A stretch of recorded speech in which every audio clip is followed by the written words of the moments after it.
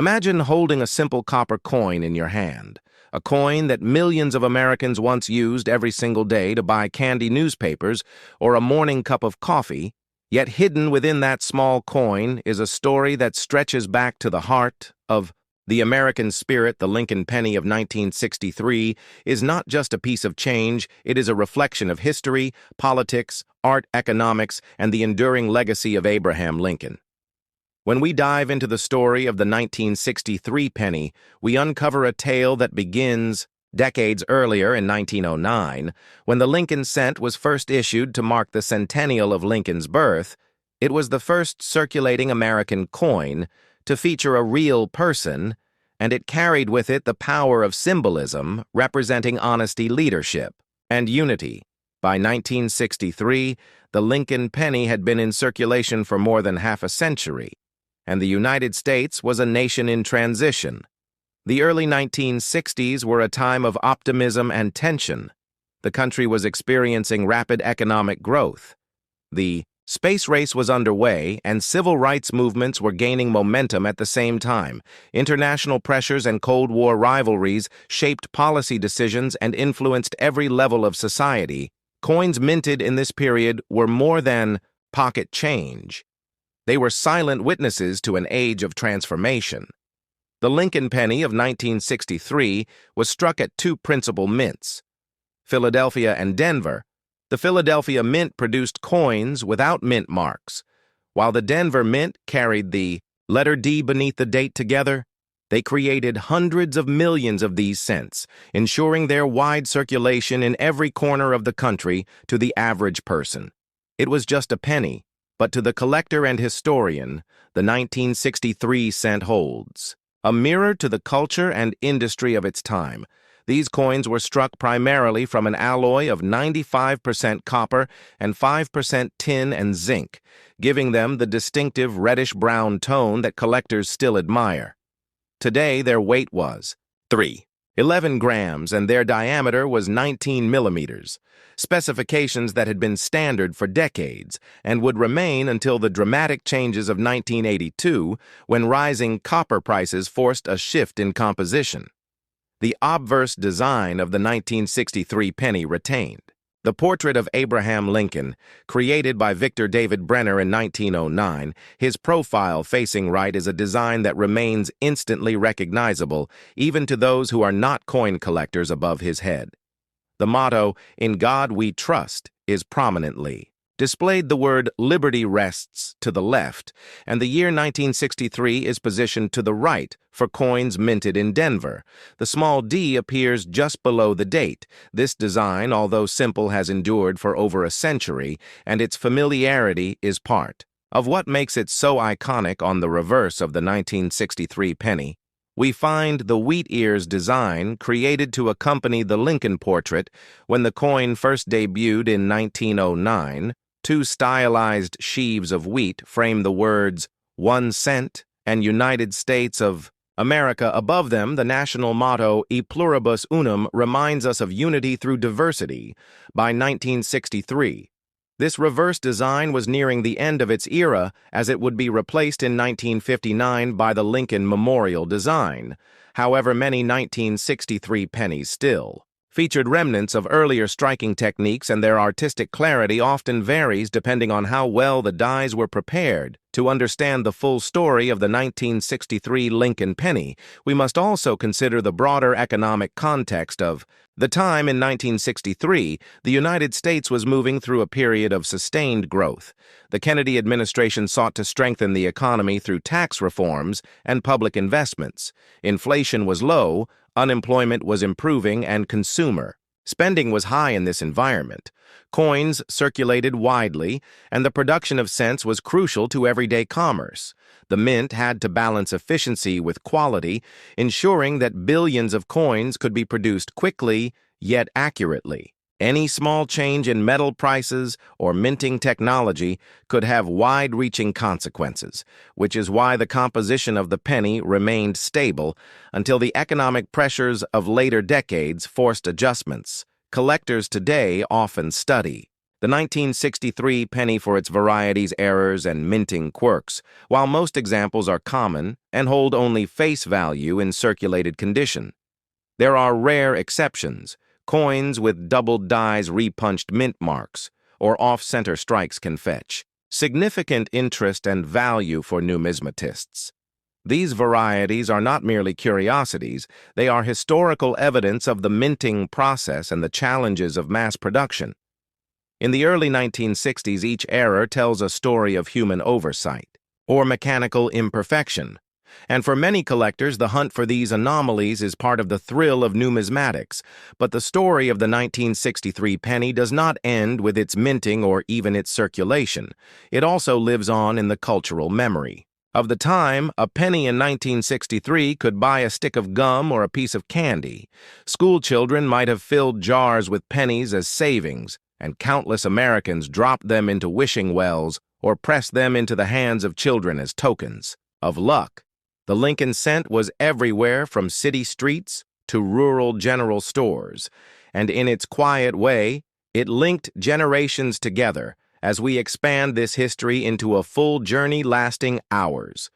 We can trace the origins of the Lincoln cent back to the political climate of 1909, the influence of President Theodore Roosevelt on coin design, the artistry of Victor David Brenner, and the evolution of American coinage through the first half of the 20th century. We can follow the penny through the Great Depression, when copper shortages forced experimentation with alloys, through World War II, when steel cents were introduced in 1943, and into the post-war years when prosperity and innovation reshaped American life by the time we arrive. At 1963, the Lincoln penny stands as both a familiar constant and a reflection of change. To fully explore the 1963 penny, we would also journey into the lives of collectors and historians, those who preserve rolls of uncirculated coins in pristine condition, those who search for rare mint errors under magnifying glasses, and those who study the economic reports of the mint to understand how production decisions were made.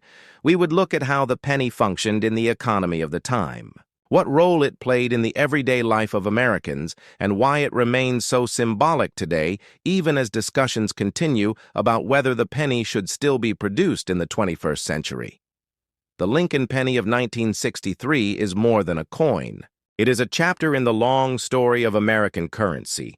It reflects the craftsmanship of the mint, the legacy of Abraham Lincoln, the economic realities of its age, and the enduring connection between a nation and its money. To hold one today is to touch a piece of living history, a reminder that even the smallest denomination can carry with it the weight of culture, art, and memory.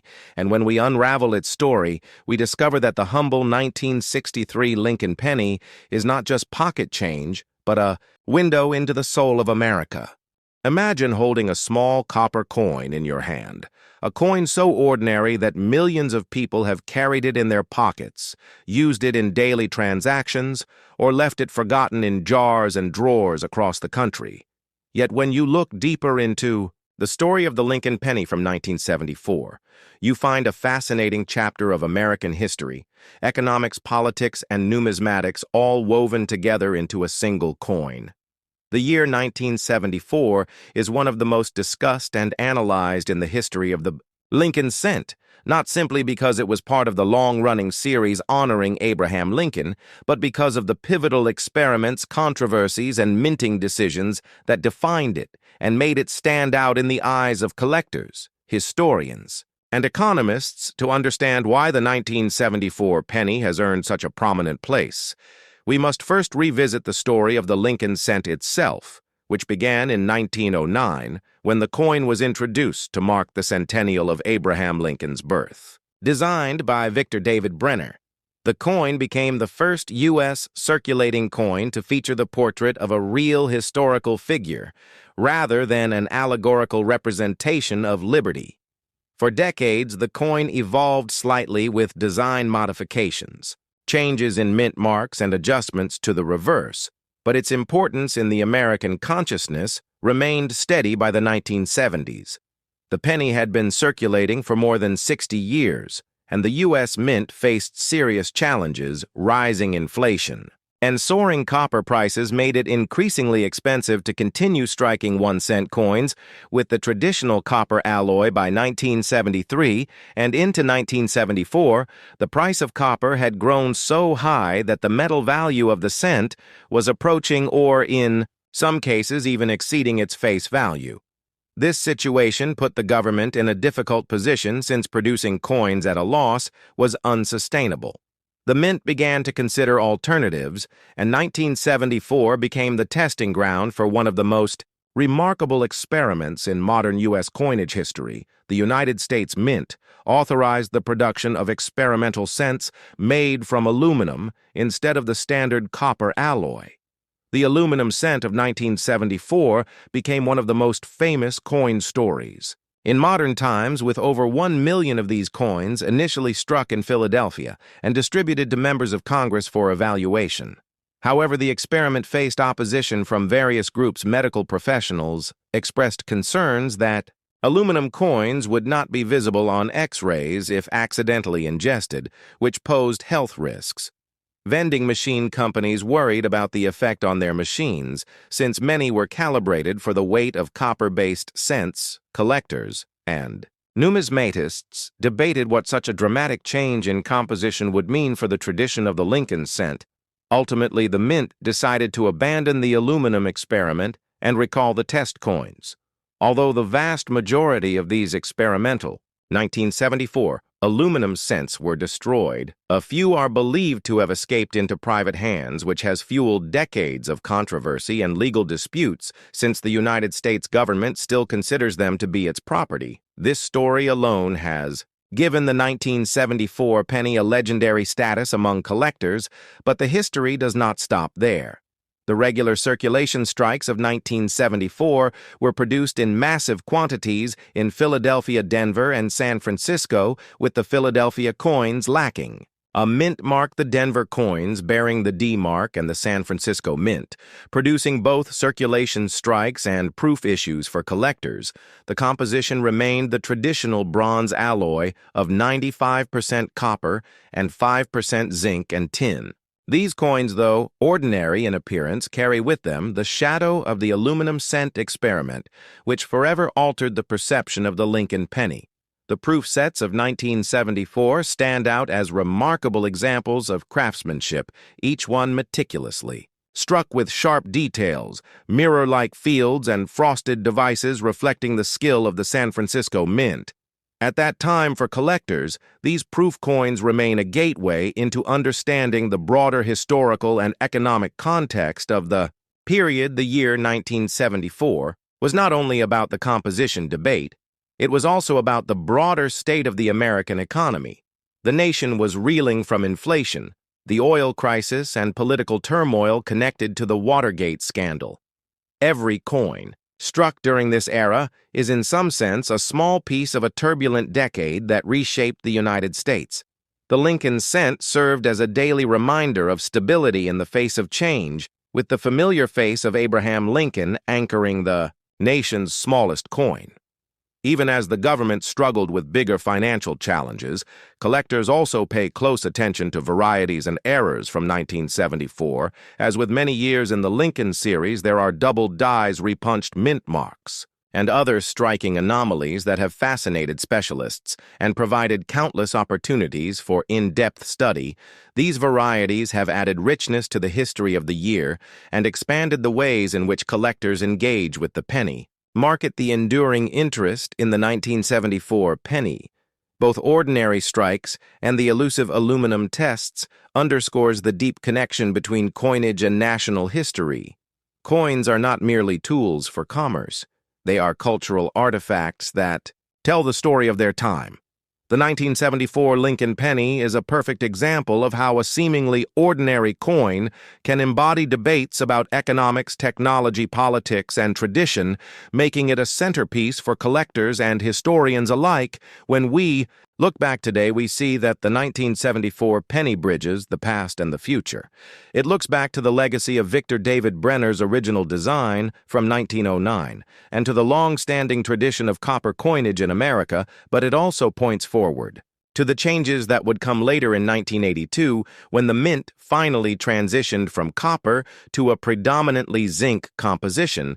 The story of 1974 reveals the challenges of adapting coinage to economic realities while respecting public expectations and traditions. In the end, the penny survived the aluminum experiment, but the lessons of that year still resonate in numismatics and in the broader story of American money.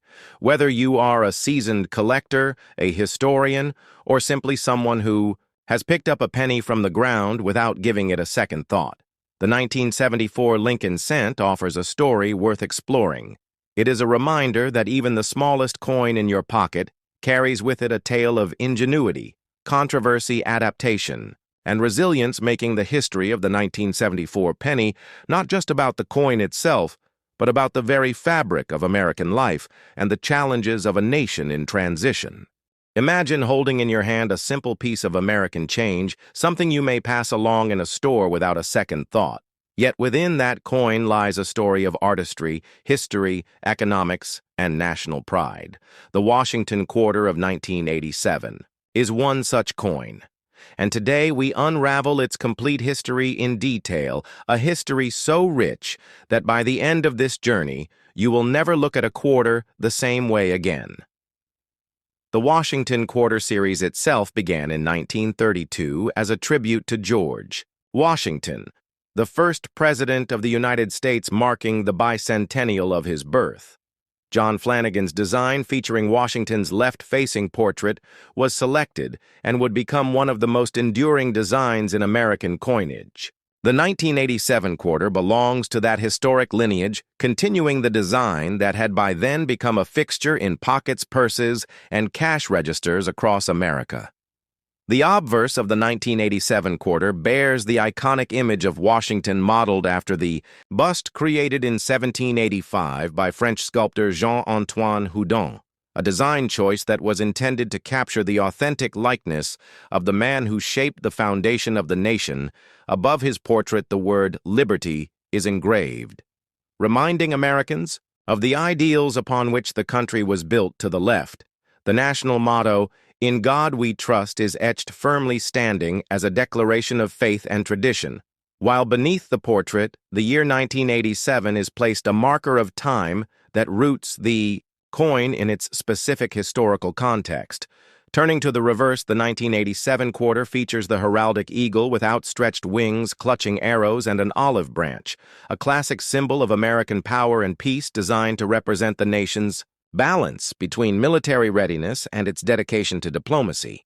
The inscriptions "United States of America" and "E Pluribus Unum," together with the denomination $quarter, create a message of national identity, unity, and value. This design had been in place since the coin's first release, and in 1987, it continued to project the values of a nation that was experiencing significant economic, political, and cultural transformations. The year 1987 was notable in the history of the United States. The country was in the later years of the Reagan presidency, and the economy was marked by both booming growth and looming challenges, with events such as the stock market crash in October that year, reminding Americans of financial uncertainty. The Washington quarter of 1987 circulated in this climate, moving from hand to hand as people bought goods, paid for services, and saved change. It became part of everyday life, a silent witness to the realities of the American people. From a numismatic perspective, the 1987 Washington quarter was produced at multiple mints, primarily the Philadelphia Mint, identified by the absence of a mint mark, and the Denver Mint, identified by the D mark placed to the right of Washington's ponytail. The San Francisco Mint also struck proof coins for collectors carrying the S mint mark. These proof issues were of higher quality, struck on specially prepared planchets with polished dies, producing sharp details and mirrored finishes appealing to coin collectors who valued them both for their beauty and their role in completing proof sets.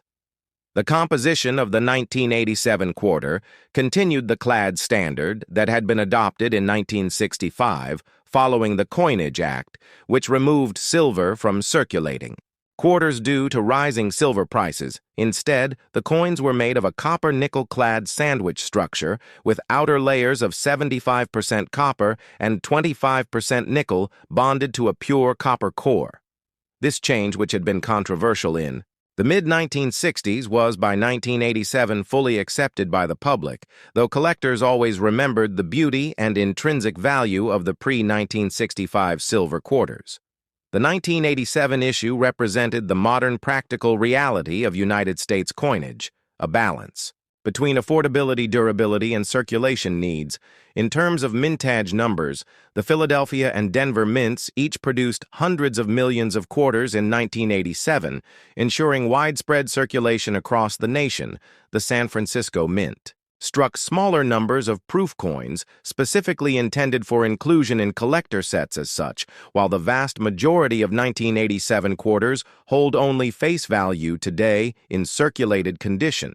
Higher-grade uncirculated examples or pristine proof coins can command premiums in the numismatic marketplace. The true value for collectors often lies not only in the monetary worth, but in the condition, rarity, and historical narrative tied to each coin.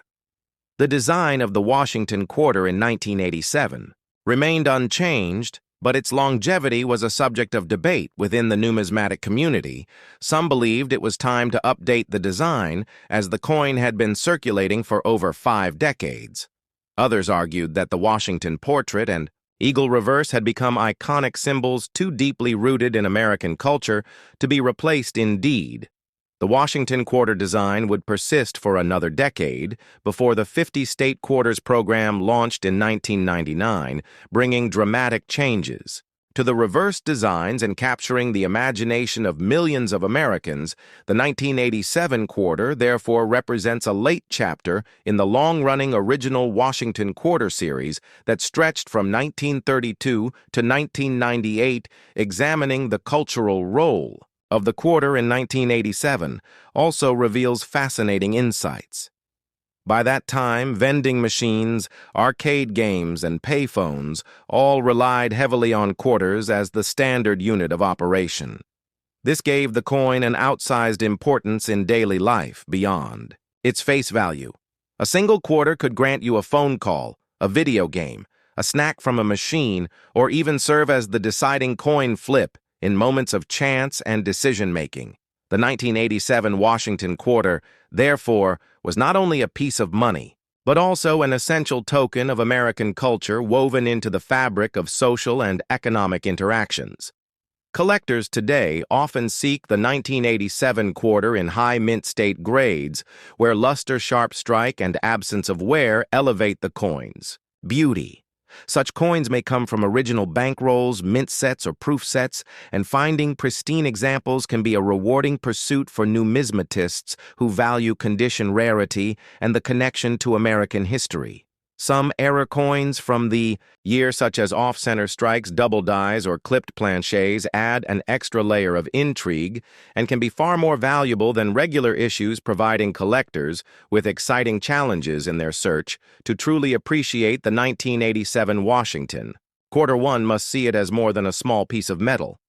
It is a reflection of American heritage, the continuation of a design that honored the founding father George Washington, the embodiment of national symbols like the eagle and the mottos, of unity and faith, and a participant in the everyday lives of millions of Americans during a year of economic turbulence and cultural change. It is a bridge between the silver era of the past and the modern-clad coinage era that still defines U.S. quarters today. When you hold a 1987 Washington quarter, you are not just holding change, you are holding a piece of living history, one that connects to the artistry of John Flanagan, the legacy of George Washington, the strength of the American economy, and the culture of a nation that values both tradition and progress. This coin's story is not just about numismatics, but about America itself, and that is what makes it so captivating.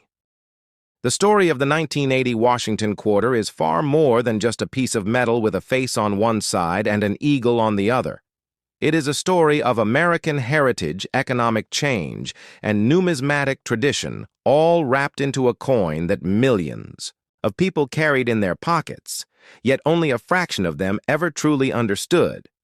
When you hold a 1980 Washington quarter, you are not just holding 25 cents of legal tender. You are holding a continuation of a design legacy that stretches back to the early 1930s, and a time when the United States wanted to honor its first president, George Washington, with a coin that would symbolize strength, unity, and leadership. The Washington Quarter Series began in 1932, created to mark the 200th anniversary of Washington's birth, and the design chosen by the Treasury Department was the work of sculptor John Flanagan, who crafted an image of Washington based on the famous bust by French artist Jean-Antoine Houdon. That likeness would remain on the coin for decades with only subtle adjustments. And by the year 1980, the Washington quarter had already been in circulation for nearly 50 years, carrying forward a sense of continuity through wars, recessions, and social changes. Now, by 1980, the American economy was facing a time of high inflation, rising interest rates, and shifting global trade markets. The value of money was being tested in new ways, and the quarter coin remained a critical part of everyday commerce in vending. Machines, parking meters, toll booths, and cash registers everywhere. The 1980 Washington quarter itself was struck in two major minting facilities, Philadelphia and Denver, with coins bearing no mint mark for Philadelphia and the D mint mark for Denver. The San Francisco Mint also produced proof coins for collectors, which were struck with sharp details and mirror-like finishes, making them prized among numismatists. The Philadelphia Mint in 1980 was in fact one of the busiest facilities in the world, producing billions of coins to meet the growing demand of the American public, and the 1980 Washington quarter played its part in keeping the economy flowing smoothly. The composition of the 1980 Washington quarter was the same as the Post. 1965 clad coins consisting of an outer layer of copper nickel bonded to a pure copper core. This was a significant change from the earlier silver quarters that had been minted prior to 1965, when the Coinage Act of 1965 removed silver from dimes and quarters in response to rising silver prices. The clad composition gave the coin a distinctive look and feel, with a more durable surface that could withstand heavy circulation. By 1980, the clad Washington quarter had already been in circulation for 15 years, and Americans had fully adjusted to the disappearance of silver, though collectors still cherished the older 90% silver quarters. When examining the design details of the 1980 quarter, the obverse, or front of the coin, retained John Flanagan's portrait of George Washington, his profile facing left with the word Liberty above his head and the motto, "In God We Trust." Placed to the left of his portrait beneath the neck, one would find the date 1980 marking the year of minting. On the reverse, the American eagle was still in full display, wings outstretched, clutching arrows, symbolizing readiness for defense, while standing above olive branches that symbolized peace. The words United States of America arched above. The eagle with the denomination $quarter inscribed below this design was simple, strong, and symbolic, making it one of the most enduring designs in American coinage. The 1980 Washington quarter also carried with it the subtle historical importance of being produced right before a major shift in American coin collecting. In 1982, the U.S. Mint eliminated mint marks from Philadelphia coins for a brief period, resulting in the famous 1982 No-P quarter. This makes the 1980 Philadelphia quarter one of the last standard P-less quarters before that dramatic shift. Another aspect that adds depth to the 1980 issue is its place in the larger historical timeline of Washington quarters, which by the 1990s would undergo the 50-state quarters program. A revolution in coin collecting that began in 1999 and forever changed the way Americans viewed their pocket change collectors today. Look back at the 1980 quarter as both common and yet significant billions were minted, which makes it a readily available coin in circulated condition. But for those who seek high-grade uncirculated examples or proof versions, the 1980 quarter can become a desirable addition to a serious collection. mint state, coins graded MS-65 and above are particularly appealing because they capture the fine details of Flanagan's artistry without the heavy wear that most quarters endure in circulation-proof versions. Especially those struck in San Francisco stand out with their mirror-like fields and frosted devices, giving Washington's profile and the eagle on the reverse a striking contrast that regular business strikes cannot match.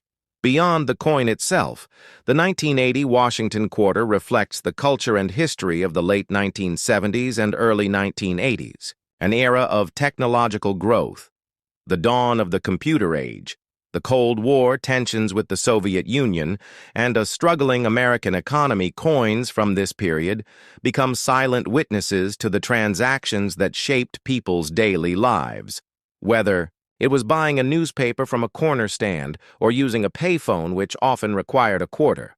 The coin was everywhere, and its design reminded every American of the nation's founding father, George Washington, a symbol of resilience at a time when the country was pushing through challenges. As we dive deeper into the world of the 1980 Washington quarter, we see how every aspect of its production, distribution, and circulation tells a story, from the minting technology employed at the time to the engraver's dedication to preserving the classical portrait of Washington, from the changes in metallic composition that mirrored the economic realities of the 20th century to the collector values that grew around proof coins and mint. State survivors. This quarter serves as an entry point into a much larger narrative about American history, economy, and culture. So when you think of the 1980 Washington quarter, do not just see it as a simple coin worth 25 cents. Think of it as a time capsule from 1980, a year when the United States was wrestling with inflation, when the Washington quarter continued its role as an everyday workhorse coin, when the mint worked tirelessly to produce millions of coins to keep commerce moving, when collectors began to recognize that even common dates had stories worth telling, and when the portrait of George Washington remained an enduring symbol of leadership, strength, and continuity in American coinage. This is the true depth behind the coin that most people barely glance at, and yet it carries within it a story worthy of hours of exploration. Imagine holding a piece of American history right in the palm of your hand, a small silver-colored coin that represents more than just 25 cents. It is a symbol of a nation, its traditions, its artistry, and its enduring legacy. The Washington quarter of 1996 is not merely a circulating coin, it is a chapter in the long story of American numismatics. A story that begins in the 1930s, when the United States Mint was preparing to honor the bicentennial of the birth of George Washington back. In 1932, the country was searching for a way to pay tribute to the first president of the United States, George Washington, the man who led the Revolutionary Army to victory and who became the face of American leadership and democracy. The Treasury Department and the Commission of Fine Arts began the process of selecting a design that would represent Washington on the coinage that everyday citizens would use for generations. The quarter denomination was chosen since it was one of the most heavily used coins in circulation. The final design selected was that of sculptor John Flanagan, who created a portrait of Washington that conveyed strength, dignity, and timeless leadership. The Washington quarter was introduced into circulation in 1932, and it quickly became a cornerstone of American coinage. Over the decades, it underwent slight modifications, but the portrait of Washington by Flanagan remained dominant. Its production carried through the decades of the Great Depression world. War II, the economic boom of the 1950s, and the turbulent times of the 1960s and 70s. Each quarter carried the story of its own year of minting, reflecting the social, political, and economic landscape of the United States. By the time 1996 arrived, the Washington quarter had been in circulation for 64 years. The year 1996 marked a transitional period for the United States Mint and for the Washington quarter itself. It was the final stretch before the launch of the monumental 50-state quarters program, which would begin in 1999 and completely revolutionize the way Americans viewed their coinage. The 1996 Washington Quarter, therefore, stands as one of the last standard issues of the traditional Flanagan design before the new era of state-specific designs captured the imagination of millions. The 1996 Washington Quarter was struck at three primary locations: the Philadelphia Mint, the Denver Mint, and the San Francisco Mint. The Philadelphia Mint coins bore no mint mark, while the Denver coins carried the familiar D mint mark, and the San Francisco Mint produced proof issues with the S mint mark. Collectors often seek out examples from each mint because they represent the full range of 1996 issues. The proof versions in particular, struck with a mirror-like finish on highly polished planchets, showcase the artistry of the design in a way circulation strikes simply cannot. Looking closer at the coin itself, we see the obverse bearing the left-facing bust of George Washington, sculpted by John Flanagan. The word liberty arches across the top. The phrase, "In God we trust," rests to the left, and the date, 1996, sits just beneath Washington's portrait. On the reverse side, the majestic bald eagle spreads its wings, clutching arrows of strength and surrounded by olive branches of peace. Above the eagle, the words "United States of America" and "E pluribus unum" declare the national identity, while quarter dollar is inscribed below. This design had remained relatively unchanged since its introduction, offering Americans a sense of continuity and familiarity for more than half a century. The mintage of the 1996 Washington Quarter was substantial, with hundreds of millions of coins struck between the Philadelphia and Denver mints, making it a common issue in circulation. However, the true value of the 1996 quarter, in numismatic terms, lies in its condition, high-grade mint state examples. Particularly those graded MS-67 or higher are considerably scarce and highly sought after by collectors. While an ordinary circulated 1996 quarter might only be worth its face value or slightly above pristine uncirculated specimens with sharp details and no wear, can command significant premiums at auction. The San Francisco proof issues also hold a special place in the story of the 1996 quarter. These proofs were struck with extraordinary care using polished dies and specially prepared planchets, resulting in coins with sharp frosted devices and mirror-like. Fields collectors who pursue proof sets from 1996 treasure these coins as part of the larger annual sets produced by the Mint. These proof quarters are not typically found in circulation, but rather sold directly to collectors, making them a more refined part of the numismatic landscape. Another important aspect of the 1996 Washington Quarter is the role it played in bridging two eras of American coinage. On one hand, it represents the long-standing design tradition of the Washington Quarter, series which had dominated the denomination since 1932. On the other hand, it was among the final issues before the advent of the 50-state quarters program, which began in 1999, and dramatically changed collecting habits in the United States. Millions of Americans who had never before cared about coins suddenly became engaged in collecting quarters from each state, sparking a nationwide revival in coin collecting.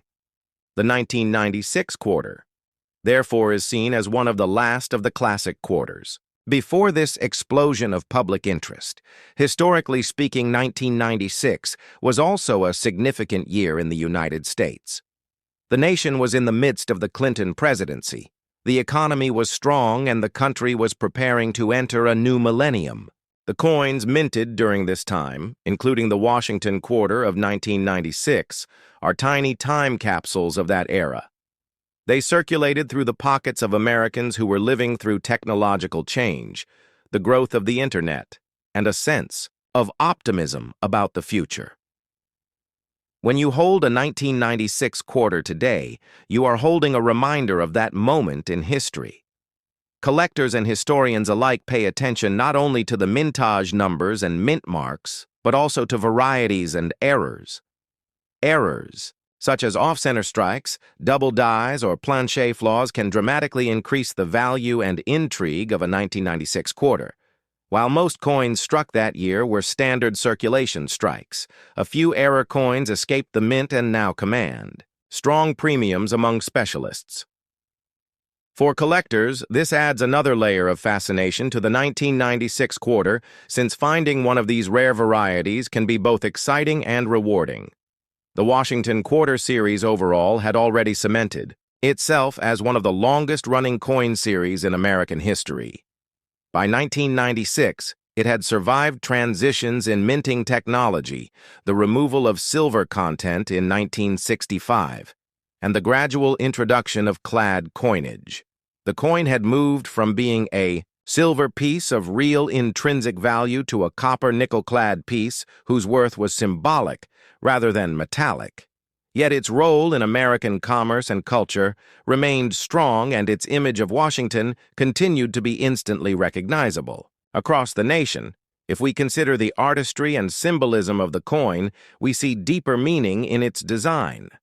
Washington's stern yet composed portrait reflects ideals of leadership, unity, and perseverance, while the eagle on the reverse recalls both strength and peace. The design choices made by Flanagan in 1932 remained relevant decades later, still resonating with Americans who saw these coins every day in their change.